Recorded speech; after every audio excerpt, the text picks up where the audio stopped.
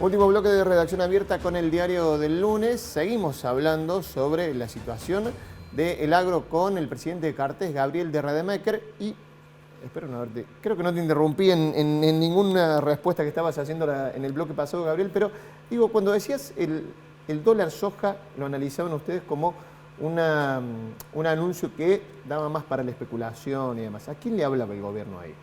Decís, no le hablaba a los productores, bueno, le hablaba a otros jugadores, como se dice, a quienes concentran más la comercialización. ¿Para eso quería la liquidación ahí o no? Yo creo que sí, quizás es una herramienta que le puede servir a algún otro eslabón de la cadena, la agroindustrial, no al productor. Hay números que ¿por qué digo que es casi cosmético? Hay números que para nosotros son lapidarios.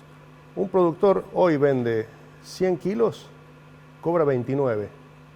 Los otros 71 van derecho al Estado. ¿En qué? ¿De qué? Derechos de exportación, diferencial de tipo de cambio, restricciones que tienen que ver con la comercialización y que deprecian el precio que realmente debería estar rigiendo en el mercado. Ahora, ¿no dicen que en otras partes del mundo también se cobran derechos de exportación? En el mundo civilizado, por decirlo de alguna manera, no. Creo que hay 3 o 4 países en el mundo donde existen derechos de exportación, pero acá además existe la brecha cambiaria, que es un peso casi mayor que los derechos de exportación. Con esos 29 kilos que cobramos de 100 vendidos, tenemos que volver a producir, tenemos que pagar impuestos, todo el resto de los impuestos que afectan a la producción agropecuaria, ganancias entre ellos, y vivir. Gabriel, ¿y cuál sería un incentivo concreto para que el agro liquide? ¿Un desdoblamiento o un dólar puntual para el agro o una reducción importante de lo que es el derecho de exportación? Tendría que tratarse de una liberación de todos los cepos y restricciones que hay para la comercialización, que generan distorsiones dentro de la cadena, que perjudican básicamente al productor, en algunos casos benefician a otros eslabones de la cadena. Tendríamos que hablar de un cronograma concreto de eliminación, hasta eliminación de los derechos de exportación. Tendríamos que tener la posibilidad de vender nuestra producción al mismo valor del tipo de cambio con el cual compramos nuestros insumos. Si no, nosotros vendemos con $1 menos derecho de exportación y después cuando nos damos vuelta a comprar insumos, tenemos que pagar el dólar libre para poder acceder a esos insumos. ¿El dólar libre o el dólar oficial? ¿El dólar oficial? El dólar oficial no, el dólar libre. Lo que pasa es que te lo facturan al dólar oficial, pero ha habido una inflación tan monstruosa en dólares para poder justificar la brecha. Se importan, digamos, en dólar oficial. Digamos, hay algunos especuladores o alguna gente que se aprovecha de eso. Si aparecen los dólares. Si aparecen los dólares. Si no, el proveedor de insumos tiene que darse vuelta también y encontrar los dólares para poder importar esos insumos. Gabriel, muchas gracias. Muchas gracias a vos. Estar aquí en Redacción Abierta con el diario del lunes. Ahora sí, cambiamos de tema. Seguimos hablando del tema político de la semana. Lo vamos a saludar a Federico Zapata, politólogo, que ya está en contacto con nuestro programa. Federico, ¿cómo te va? Buenas noches. Gracias por estar ¿Qué tal? Buenas noches. ¿Cómo están ustedes? Bueno, primera pregunta que te hago, ¿cómo estás analizando el panorama político y lo que puede venir?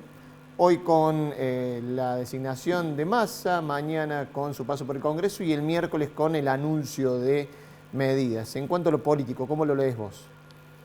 Bueno, me da la impresión que estamos entrando como en la tercera y última fase de este experimento que ha sido el Frente de Todos. Ha sido, digamos, si mal no recuerdo, de septiembre del año pasado que rondaba la posibilidad de un desembarco de Massa en el gabinete. Y bueno, había sido resistido tanto por los gobernadores como por el mismo presidente y por la vicepresidenta, y bueno, se han ido agotando las instancias, la situación, la crisis escaló, la situación era muy delicada y en ese marco, digamos, me parece un poco regañadientes, pero se han visto obligados a negociar, digamos, con Massa y a darle curso a su ingreso al gabinete. Así que bueno, en principio, digamos, tiene un desafío muy grande, que es en el corto plazo intentar estabilizar la economía. No es fácil, la situación es extremadamente delicada, y si logra eso, me imagino obviamente, digamos, por las características de Massa, a diferencia de las características, digamos, de otros dirigentes que han asumido funciones en este periodo, digamos, desde Mansur hasta Scioli, seguramente será un poco más agresivo desde el punto de vista de su proyección política, que es un poco su objetivo. Federico, buenas noches. El ingreso de Massa al gabinete, con el perfil político que tiene Massa, que ingresa no solo para ordenar la macro, sino también para darle sustento y volumen político a las decisiones económicas. Su ingreso termina o puede terminar opacando la figura y en todo caso el proyecto político del presidente de Alberto Fernández. ¿Es el fin del albertismo el ingreso de Massa en definitiva? Yo pienso que sí, digamos, la salida, digamos, entre la salida del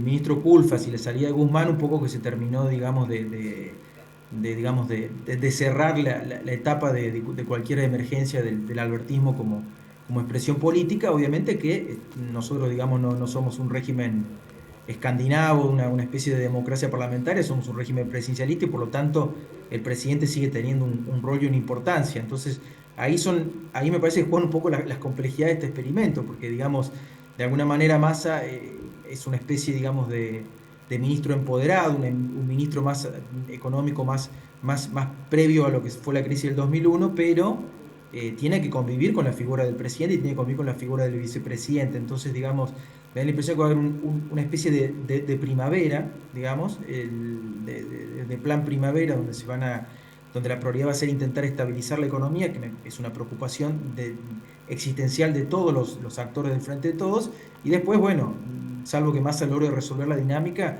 probablemente estemos ante situaciones bastante repetidas las que hemos visto en el pasado.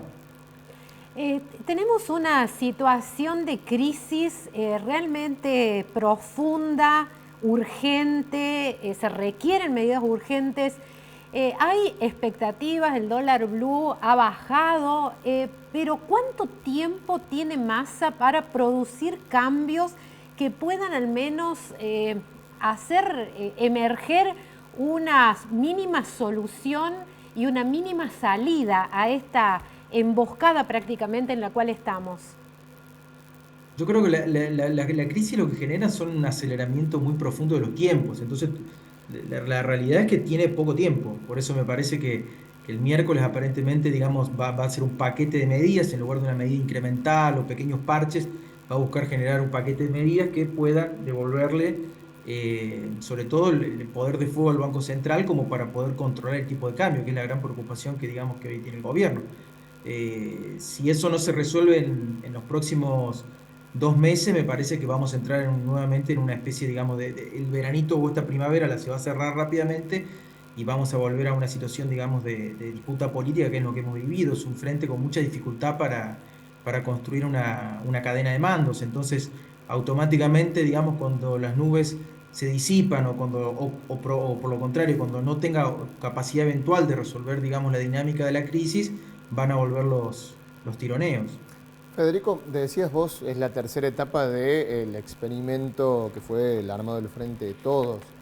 Hay una persona que es quien armó eso, que digamos hoy está, esa coalición que hoy está en el gobierno, que es Cristina Fernández. ¿Cómo crees que va a jugar tanto su opinión, su derecho a veto o a crítica reservada, digamos que bueno, le da un aire a Massa, pero bueno, puede tener alguna crítica pública?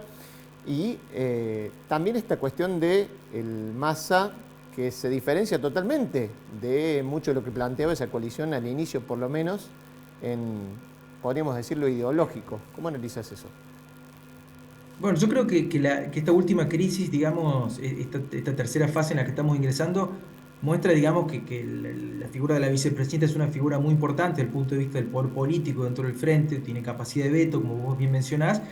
Lo que no tiene es una propuesta de salida de la crisis, y bueno, y eso evidentemente se trasluce, digamos, en que a su pesar está delegando el poder, digamos, ese poder en Sergio Massa, digamos. No es que intentó, digamos, una prueba con Costas o una prueba, digamos, con gente de su paladar, sino que, digamos, prioriza otro mecanismo, con lo cual esa es un poco la tragedia del Frente de Todos, ¿no? Que, digamos, no le ha costado mucho encontrar una agenda común.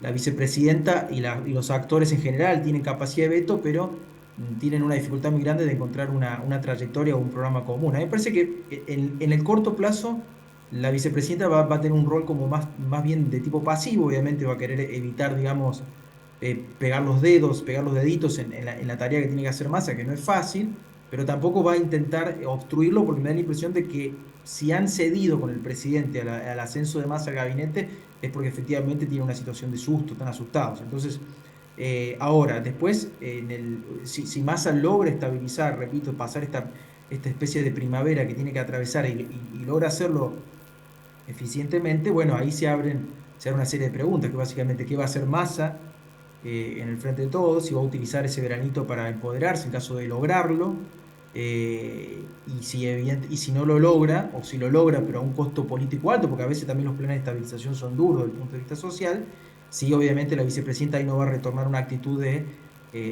crítica que le permita, digamos, seguir galvanizando su base de apoyo con vistas al 2023. Federico, le toca a Massa ahora administrar la pobreza, la escasez. Y ha generado expectativas con medidas que puedan ser una solución, encauzar, digamos, esta crisis, un poco lo que comentaba en la pregunta anterior. ¿Qué sustento político tiene Massa? Porque no todas las medidas van a ser simpáticas para todos y todos tienen muchas expectativas. ¿Qué sustento político tiene hoy Massa para hacer los anuncios y llevarlos a cabo? Bueno, él es una persona que tiene un circuito de poder, de relaciones con el poder económico, probablemente que sea el más consolidado dentro de lo que es la galaxia actual del peronismo. Me da la impresión que esa va a ser como digamos, su nave insignia, o intentar de alguna manera que eso le permita implementar una serie de medidas. Tiene una relación aceitada en el plano internacional, va a intentar seguramente algún atisbo de financiamiento internacional que le permita recomponer las reservas del Banco Central, condición sine qua non para poder intentar establecer un plan de estabilización. Y después se está jugando con un factor que él no controla de todo, pero que existe, que es el miedo del peronismo a que esta crisis, digamos, se termine produciendo de alguna manera diferente, con sus matices, pero una especie de 2001 del peronismo, algo por el radicalismo, y que obviamente tenga un impacto no solamente desde el punto de vista nacional, sino también al interior de las trincheras de las provincias. Entonces me parece que tiene una especie de alto al fuego dentro digamos, de las internas de la coalición, producto de ese miedo, de esa dificultad de los actores de poder real. Y en el marco de ese alto al fuego, va a tener que, digamos, establecer medidas, digamos, que logren generar una especie de shock desde el punto de vista de las expectativas, que le permitan primero recomponer las reservas del Banco Central y después poder instalar un plan de estabilización con los costos sociales que eso tiene, ¿no? Federico, muchísimas gracias por este contacto con Redacción Abierta. No, por favor, un gusto siempre conversar con ustedes. Ahí estaba el politólogo Federico Zapata. No tenemos más tiempo, Cumpas. Esta semana estaría bueno tener también el diario del martes y del miércoles, ¿no? Sí, vamos a hacer todos los días el diario. Todos los días. Seguimos con Redacción Abierta, por supuesto. Quédense porque este espacio vuelve mañana a las 20. Con ustedes nos vemos el lunes que viene. El próximo lunes. Hasta el lunes. Chao, chao. Chao. Con ustedes nos vemos mañana a las 20, como siempre, por Canal 10. Chao, gracias por estar aquí.